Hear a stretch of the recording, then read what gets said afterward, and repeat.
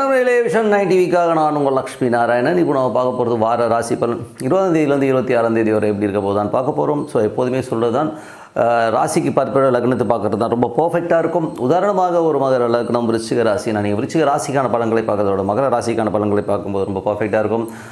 முதல்ல வரது பொது பலன்கள், அதுக்கப்புறம் பார்த்தீங்கன்னா தசாபுக்தி பலன்கள். ஸோ அந்த தசாபுக்தி பலன்கள் வந்து உங்களுக்கு என்ன தசாபுக்தி அந்தரங்கள் வருதோ அதை மிங்கிள் பண்ணி பாருங்கள். வீடியோட எண்டில் டிப் ஆஃப் த வீக் இருக்குது, மறக்காமல் பாருங்கள். ராசி, ஸோ மிதுன ராசிக்கு வந்து பார்த்தீங்கன்னா உங்களுக்கு ராசி அதிபதி புதன். ஸோ புதன் வந்து பார்த்தீங்கன்னா உங்களுக்கு வந்து என்ன மாதிரி விஷயங்களை பண்ணுவார்னா, ஸோ உங்களுக்கு வந்து 1 மற்றும் 4ஆம் அதிபதியான புதன் வந்து உங்களுக்கு வந்து 7இல் இருக்கும் சுப நிகழ்ச்சி சார்ந்த விஷயங்கள் ரொம்ப நல்லா இருக்குது. வீடு வண்டி வாகனங்கள் வாங்குவதற்கான வாய்ப்பு, புதிய பார்ட்னர்ஷிப், தொழில் ரீதியான விஷயங்கள்லாம் சிறப்பான பலன்களை கண்டிப்பாக கொடுத்துருங்க. ஸோ புதன் வந்து சுக்கிரனுடைய சாரத்தில் போகும்போது அதற்கான பிரயாணங்கள் நிறைய மேற்கொள்வதற்கான வாய்ப்புலாம் ரொம்ப நல்லா இருக்குது. சில பேர் வந்து ஆன்மீக சுற்றுலா போகிறதுக்கான வாய்ப்புகளும் ரொம்ப சிறப்பாக இருக்குங்க. மற்றபடி உங்களுக்கு 2ஆம் அதிபதி 4இல் இருக்கும்போது நல்ல சொத்துக்கள் வாங்கலாங்கிற எண்ணங்களை கண்டிப்பாக கொடுத்துரும். அது மட்டும் இல்லாமல் குடும்பம் சம்பந்தமான விஷயம் சிறப்பான சந்தோஷங்கள் குதூகலங்கள்லாம் வருவதற்கான வாய்ப்புலாம் ரொம்ப நல்லா இருக்குது. ஸோ இதெல்லாமே ரொம்ப சிறப்பான பலன்கள். அதுக்கப்புறம் பார்க்கும்போது உங்களுக்கு வந்து உங்களது 3ஆம் அதிபதியான சூரியன். ஸோ 3ஆம் அதிபதி சூரியன் வந்து 8இல் இருக்கும்போது கொஞ்சம் கவனமாக இருக்கணும். ஏன்னா வந்து இதில் வந்து பார்த்திங்கன்னா தேவையில்லாத ஒரு மன உளைச்சலோ ஒரு சந்தேகங்கள் நிறைய வந்து அதனால் ஒரு டென்ஷன் வர்றதுக்கான வாய்ப்புலாம் ரொம்ப கவனமாக இருக்கணும். ஏன்னா வந்து 3, 8 என்பது கொஞ்சம் ஸ்ட்ரெஸ்ஸஸ் ஜாஸ்தி கொடுக்கும். ஸோ அதனால் கொஞ்சம் பாஸஸ் கிட்ட பேசும்போதும் அரசு சம்மந்தமான விஷயங்களும் கொஞ்சம் கேர்ஃபுல்லாக இருக்கிறது ரொம்ப ரொம்ப அவசியம். ஏன்னா வந்து அது நமக்கு ஒரு மன உளைச்சலை கொடுத்துரும். ஸோ அதனால் கொஞ்சம் கேர்ஃபுல்லாக இருந்துக்குங்க.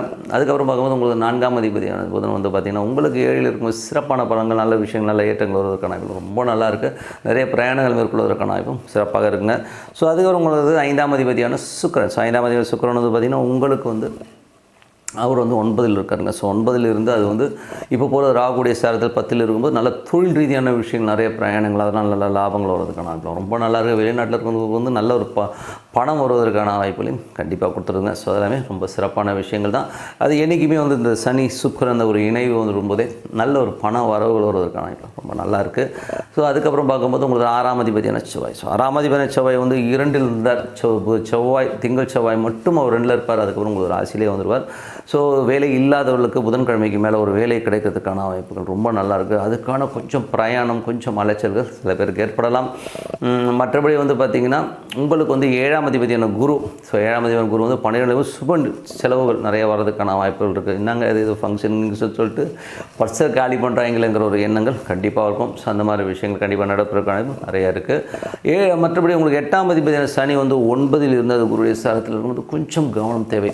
அப்பாவுடைய உடல்நலம் சார்ந்த விஷயங்கள், அப்பாவுக்கு உங்களுக்கும் நிறைய ஒரு கருத்து வேறுவா கொஞ்சம் டென்ஷன்ஸ் வர்றதுக்கான வாய்ப்பு நிறைய இருக்குது. ஸோ அது மட்டும் இல்லை, வெளிநாட்டில் இருக்கணும் ஒரு மன உளைச்சல் இருக்கும். என்னடா அது இப்படியே வந்து உட்காந்துருக்கோம், என்ன பண்ணுறது ஏது பண்ணுறாங்க, ஒரு மன உளைச்சலை கண்டிப்பாக ஏற்படுத்தும். ஸோ அதனால் கொஞ்சம் பார்த்துருந்துக்கிறது ரொம்ப நல்லது. அதுக்கப்புறம் பார்க்கும்போது உங்களுக்கு 10ஆம் அதிபதி. ஸோ 10இல் உள்ள ராகு வந்து சனியுடைய சாரத்தில் இருக்கும்போது வேலை தொழில் சம்மந்தமான விஷயம் நிறைய பிரயாணங்கள், நல்ல வெளிநாடு வெளியூர் பிரயாணம் பண்ணுறதுக்கான வாய்ப்புகளை நிறைய பேருக்கு ஏற்படுத்தும். தொழிலில் வந்து பார்த்திங்கன்னா கொஞ்சம் வந்து நமக்கு ஒரு கலக்கத்தை கொடுத்தோம். என்னடா அது அலைஞ்சிக்கிட்டே இருக்கணும், காசு எதுவும் கரெக்டாக வரலையேங்கிற மாதிரி ஃபீலிங் கண்டிப்பாக கொடுக்குங்க. அதுக்கப்புறம் பார்க்கும்போது 10ஆம் அதிபதியான குரு வந்து 12 தொழில் விஷயங்கள் அலைச்சல்கள் ஜாஸ்தி கொடுக்கறதுக்கான வாய்ப்பு நிறைய இருக்குது. 11ஆம் அதிபதியான செவ்வாய் வந்து உங்களுக்கு 2இல் இருக்கும் நல்ல லாபங்கள் வரும். அதுக்கப்புறம் பார்த்தா உங்களுக்கு நண்பர்கள் சார்ந்த விஷயங்கள் ரொம்ப சிறப்பான சந்தோஷங்களும் வந்து புதன்கிழமைக்கு மேலே ரொம்ப சிறப்பாக இருக்கும். அதெல்லாமே ரொம்ப நல்ல விஷயங்கள் தாங்க. ஸோ என்னை பொறுத்தவரை வந்து நல்ல விஷயங்கள்னால் நல்ல ஒரு பிரார்த்தனை கண்டிப்பாக அவசியங்க. ஸோ இதுவரை பார்த்து வந்து பொது பலன்கள். இப்போ பார்க்க போகிறது வந்து தசாபுக்தி பலன்கள். ஸோ தசாபுக்தி பலன்கள் வந்து மிதுன லக்னமாக இருந்து சூரிய தசாபுக்தி அந்த நடக்கும். சூரியன் வந்து பார்த்திங்கன்னா உங்களுக்கு 3ஆம் அதிபதி வந்து உங்களுக்கு வந்து 8இல் இருக்கும். ரொம்ப கவனம் தேவை.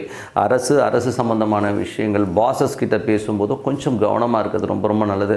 தேவையில்லாத ஒரு மனக்கலக்கங்கள், ஒரு ஸ்ட்ரெஸ்ஸு டென்ஷன் வர்றதுக்கான ரொம்ப கவனமாக இருந்துக்குங்க. மிதுன லக்னமாக இருந்து சந்திர தசாபுத்தி அந்தரங்கள். ஸோ சந்திரன் வந்து பார்த்திங்கன்னா உங்களுக்கு வந்து 4இல் வந்து இந்த வாரத்தின் ஸ்டார்டிங்கில் இருக்கும்போது சிறப்பான பலன்களை கண்டிப்பாக இருக்கும். குடும்பத்திற்கு குதூகலங்கள் சந்தோஷங்கள் எல்லாம் வர்றதுக்கான ரொம்ப நல்லா இருக்குது. அதுக்கப்புறம் மிதுன லக்னமாக இருந்து செவ்வாய் தசாபுத்தி. செவ்வாய் வந்து பார்த்தீங்கன்னா திங்கள் செவ்வாயில் மட்டும் கொஞ்சம் அந்த நீச்சல் தாரையில் இருக்கும்போது கொஞ்சம் ஸ்ட்ரெஸ்ஸஸ் டென்ஷன்ஸ், வீட்டில் தேவையில்லாத வாக்குவாதங்களை கொடுக்கும். புதன்கிழமைக்கு மேலே எல்லாமே சிறப்பாக இருக்கும். வேலை இல்லாதவர்களுக்கு வேலை கிடைக்கிறது, கேட்ட கடன் கிடைக்கிறது, இந்த மாதிரி விஷயங்கள்லாம் ரொம்ப சிறப்பாக இருக்கும். மிதுன லக்னமாக இருந்து ராகு தசாபுத்தினா ராகு வந்து பார்த்திங்கன்னா உங்களுக்கு சனியுடைய சாரத்தில் இருக்கும்போது தொழில் ரீதியான விஷயங்கள், நிறைய பிரயாணங்கள், நிறைய முயற்சிகள் பண்ணுற மாதிரி விஷயங்களே கொடுக்கும். ஸோ தொழிலில் வந்து எதிர்பார்த்த வெற்றிகளுக்கான அலைச்சல்கள் ஜாஸ்தியும், ஆனால் ஃப்யூச்சரில் வந்து ஒரு பெரிய வெற்றிகள் உங்களுக்காக காத்திருக்குங்க. அதுக்கப்புறம் பார்க்கும்போது உங்களுடைய மிதுன லக்னமாக இருந்து குரு தசாபுத்தின் குரு வந்து பார்த்திங்கன்னா உங்களுக்கு 7ஆம் அதிபதி 12இல் இருக்கும்போது சுப நிகழ்ச்சிகள் சார்ந்த விஷயத்துக்காக கொஞ்சம் செலவு பண்ணுற மாதிரி விஷயங்கள் நிறைய இருக்கும். கொஞ்சம் சந்தோஷமாக நண்பர்களோட போய் கொஞ்சம் ஜாலியாக இருக்கிறதுக்கான சில செலவுகளையும் கண்டிப்பாக பண்ணுவீங்க. ஸோ அதெல்லாமே ரொம்ப ஹாப்பியான விஷயங்கள் தான். சுப நிகழ்ச்சிகள் சார்ந்த விஷயத்துக்கு கொஞ்சம் செலவு பண்ணுற மாதிரி விஷயங்கள் நிறைய இருக்கும். மிதுன லக்னமாக இருந்து சனி தசாபுத்தி அந்த நடக்கும். சனி வந்து பார்த்திங்கன்னா உங்களுக்கு 9இலிருந்து அவர் குருவுடைய சாரத்தில் இருக்கும்போது நிறைய பிரயாணங்கள் வெளிநாட்டில் இருக்கவங்க சிறப்பான பலன்களை கண்டிப்பாக கொடுத்துரும். நல்ல ஒரு பணம், நல்ல ஒரு அங்கீகாரம் கிடைக்கிறதுக்கான வாய்ப்புலாம் ரொம்ப நல்லா இருக்குது. மிதுன லக்னமாக இருந்து புதன் தசாபுத்தி அந்தரங்கள். ஸோ புதன் வந்து பார்த்திங்கன்னா உங்களுக்கு 4ஆம் அதிபதி வந்து உங்களுக்கு 7 சிறப்பான பலன்கள், நல்ல ஒரு வருமானங்கள், நல்ல ஒரு ஏற்றங்கள், நல்ல ஒரு அங்கீகாரம் கிடைக்கிறதுக்கான வாய்ப்புலாம் ரொம்ப சிறப்பாக இருக்குது. அது மட்டும் இல்லாமல் உங்களுக்கு வந்து மிதுன லக்னமாக இருந்து கேது தசாபுத்தி 4இல் வந்து கேது இருக்குது. ஸோ 4இல் கேது இருக்கும்போது தாயாருடைய விஷயங்கள் நம்ம வந்து உங்கள்கிட்ட ரொம்ப திட்டுவாங்க, நிறைய கேள்விகள் கேட்பாங்க. இல்லைனா அம்மாவுடைய உடல்நலம் சார்ந்த விஷயங்கள் வந்து கொஞ்சம் வந்து ட்ரீட்மெண்ட் எடுக்கிற மாதிரி ஃபீலிங் கண்டிப்பாக ஏற்படுத்தும். ஸோ அதனால் கொஞ்சம் பார்த்துக்கோங்க. வண்டி வாகனங்கள் கொஞ்சம் சர்வீஸ் ஓட்ட மாதிரி விஷயங்கள் கண்டிப்பாக இருக்கும். இதனால் லக்னமாக இருந்து சுக்கிர தசாபுத்தி அந்த சுக்கிரன் வந்து பார்த்திங்கன்னா உங்களுக்கு வந்து 9இலிருந்து அது வந்து சிறப்பான பலன்களை கண்டிப்பாக கொடுத்ததுங்க. அது வந்து பார்த்திங்கன்னா தொழில் ரீதியான விஷயங்கள் நிறைய ட்ராவல் பண்ணுற மாதிரி விஷயங்கள் இருக்கும், நிறைய பிரயாணங்கள் மேற்கொள்வதற்கான வாய்ப்பாக இருக்குது. ஆன்மீக சுற்றுலா போகிறதுக்கான வாய்ப்புலாம் ரொம்ப சிறப்பாக இருக்குது. ஸோ இதுவரை பார்த்தது தசாபுத்தி பலன்கள். ஸோ நல்ல விஷயங்கள் நடக்கணும், ஒரு பிரார்த்தனை அவசியம். மனதார இறைவனை பிரார்த்தனை பண்ணுங்கள். இப்போது ஈஸ்வரனை வழிபாடு பண்ணுறீங்கன்னா ஓம் நமச்சிவாய ஓம் நமச்சிவன் மனதார வந்து பிரார்த்தனை பண்ண கண்டிப்பாக அடுத்த லெவல் போகிறதுக்கான வாய்ப்புலாம் ரொம்ப சிறப்பாக இருக்குது. ஸோ இப்போ பார்க்க போகிறது tip of the week.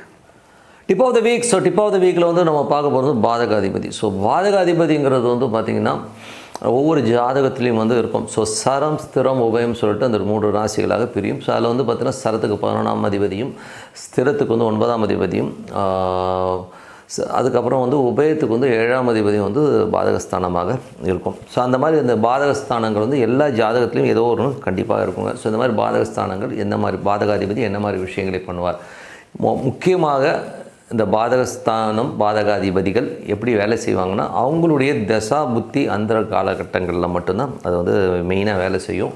So மற்ற காலகட்டங்கள் வந்து அவ்வளோ பெருசாக எஃபெக்ட் பண்ணுறது கிடையாது. பட் இந்த தசாபுக்திகளில் வந்து பார்த்திங்கன்னா வேறு ஒரு கிரகம் தசை நடத்தினாலும் அந்த பாதகாதிபதி நட்சத்திராதிபதியோ இந்த மாதிரி விஷயங்கள் இருக்கும்போது கண்டிப்பாக வந்து அதோடய எஃபெக்ட் இருக்கும். மேஜராக வந்து பாதகாதிபதி அது வந்து எப்படி எஃபெக்ட் பண்ணோன்னா அது இருக்கிற ஸ்தானங்கள். இப்போ உதாரணத்துக்கு சொன்னால் ஒரு ஜாதகர் இருக்கார். ஸோ அவருடைய பாதகாதிபதி வந்து இப்போ உதாரணத்துக்கு வந்து ஒரு மகர லக்னம், ஒரு செவ்வாய் பாதகாதிபதியாக இருக்கிறவங்க 2இல் வந்து செவ்வாய் இருக்குன்னா அவர் ஏடாவிடமாக பேசுவார். பேச்சினால் அவருக்கு பெரிய விரோதங்கள், பெரிய இழப்பு ஏற்பட்டிருக்குன்றதில் வந்து எந்தவித இதில் கண்டிப்பாக நடந்திருக்கும். சரிங்களா? தாயார் சார்ந்த உறவுகளால் வந்து பார்த்திங்கன்னா அவங்களுக்கும் ரொம்ப மனக்காயங்களை இவர் ஏற்படுத்தியிருப்பாருங்கிறது தான் உண்மையான விஷயம். ஸோ இதுதான் வந்து பாதகம். அது மட்டும் இல்லாமல் பார்த்திங்கன்னா இந்த பாதகம் வந்து நிற்கிறத விட அந்த பாதக ஸ்தானத்தில் உள்ள கிரகங்கள் தான் மேஜர் எஃபெக்ட் பண்ணும். இப்போ உதாரணத்துக்கு வந்து இப்போ வந்து அவருக்கு செவ்வாய் வந்து அந்த பாதக ஸ்தானத்தில் இல்லை, ஆனால் பேச்சினால் வந்து ஒரு 50% தான் அவருக்கு வந்து ப்ராப்ளம் வந்திருக்கும். மற்றபடி வந்து ஒரு 100% கிடையாது. ஆனால் 100% அங்கே அப்போது சப்போஸ் மகர லக்னத்துக்கு வந்து விருச்சிகத்தில் இருக்கிற கிரகம் வந்து கண்டிப்பாக ஒரு பெரிய பாதகத்தை கண்டிப்பாக அவர் பண்ணும். அதுவும் அந்த பாதகஸ்தானாதிபதி வந்து அந்த தசாபுத்தி காலங்கள் வந்து ஒரு மன உளைச்சலையும் டென்ஷன்ஸையும் கண்டிப்பாக கொடுத்துரும். இப்போ உதாரணத்துக்கு வந்து சொல்லப்போனால் ஒருத்தருக்கு வந்து பாதகஸ்தானத்தில் இப்போ ஒரு மகர லக்னத்துக்கு வந்து புதன் வந்து பாதகஸ்தானத்தில் இருந்து அது 11இல் வந்து பாதகஸ்தானமாக இருக்கும்போது வேலை விஷயங்களில் வந்து ரொம்ப பெருசாக போகணும் சொல்லி நிறைய கடன் வாங்கி, இல்லை ஒரு தொழிலில் பெரிய கடன் வாங்கி கடன் சம்மந்தமான விஷயங்களோ இல்லை 9ஆம் அதிபதியாக வர அப்பா சம்மந்தமான விஷயங்களில் ஏதோ ஒரு பெரிய பிரச்சனையில் மாட்டி அதனால் ஒரு பெரிய மன உளைச்சல் கண்டிப்பாக வருங்க. ஸோ புதன் வந்து அந்த பாதகஸ்தானத்தில் இருந்தால் எதுக்கு சொல்கிறேன்னா அந்த பாதகங்கிறது வந்து அந்த தசாபுத்தி காலங்களில் கண்டிப்பாக எஃபெக்ட் பண்ணும். ஸோ நீங்கள் எப்படி தான் போனாலும் சரி அந்த எஃபெக்ட்டு கண்டிப்பாக கொடுத்துரும். ஸோ அதனால் வந்து இதை விட்டு நம்ம பாதகஸ்தானாதிபதியோடைய திசை நடத்தும்போது நம்ம என்ன பண்ணணும்போது அந்த ஸ்தானாதிபதி யாரோ அந்த கிரகம் இருக்கு இல்லையா 11லேருந்து என்ன கிரகம் நடக்கும், ஸோ அதுக்கான வர்ஷிப் பண்ணிக்கணும். அவ்வளோதான், பிரார்த்தனை தான். என்னை பொறுத்த பரிகாரன்றதை விட ஒரு பிரார்த்தனை பண்ணும்போது கண்டிப்பாக வந்து இந்த பாதகஸ்தானம் பாதகாதிபதியிலேருந்து கண்டிப்பாக ரிலீஃப் பண்ணும். பட் நம்ம தெரிஞ்சுக்கணும், ஏன்னா வந்து நமக்கு பாதகாதிபதி இது. ஸோ பாதகாதிபதி திசை நடக்கும்போது நம்ம கரெக்டாக அந்த ஒரு விஷயத்தில் வந்து நம்ம கேர்ஃபுல்லாக நடந்துக்கிட்டோம்னாலே மேக்ஸிமம் வந்து அந்த பிரச்சனைகள்லேருந்து வெளியில் வந்துடலாங்கிறது தான் இதுக்கான ரெமெடி. மற்றபடி எந்த பிரச்சனையாக இருந்தாலும் ஒரே ரெமெடி தாங்க, எல்லா நோய்க்கும் ஒரே மருந்துன்ற மாதிரி ஒரு ப்ராக்டிஸ் மட்டும் நீங்கள் லைஃப்பில் பண்ணிட்டீங்கன்னா கண்டிப்பாக நம்ம அடுத்த லெவல் போகிறதுக்கான வாய்ப்பு கண்டிப்பாக இருக்கும். எப்போதுமே சொல்கிறது தான்.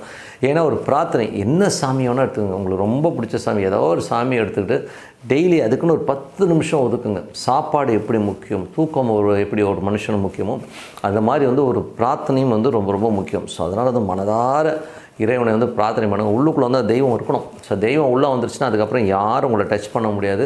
இதுக்கு உதாரணம் சொல்லணும்னா மகாதேவர் ஐயர் பெரிய ஒரு ஸ்காலர், கிட்டத்தட்ட வந்து நீங்கள் கூகுளில் போய் டைப் பண்ணி பாருங்கள் மகாதேவர் ஐயர்னு. ஸோ அவர் சொல்லியிருக்கார். அவர் என்ன சொல்வார்னா, நான் வந்து கிட்டத்தட்ட வந்து ஒரு 47 ஆண்டுகளாச்சு என்னோடய ஜாதக நோட்டை தொட்டு. காரணம் என்ன, உபாசனை தெய்வம் என்னோடய இஷ்ட தெய்வங்களை வந்து நான் டெய்லி வழிபட்டுறேன் அப்படின்னு. ஸோ நீங்கள் வந்து வழிபாடுங்கிறத வந்து உங்கள் லைஃப்பில் வந்து ஒரு பார்ட்டாக ஒரு அரை மணி நேரமோ 15 நிமிஷமோ ஒதுக்கிட்டிங்கன்னா மற்ற எதுவுமே தேவையில்லைங்க. அந்த தெய்வம் உங்களை கண்டிப்பாக காப்பாற்றுன்னு சொல்லிவிட்டு உங்களிடம் விடைபெறுவது உங்கள் லக்ஷ்மி நாராயணன். நன்றி, வணக்கம்.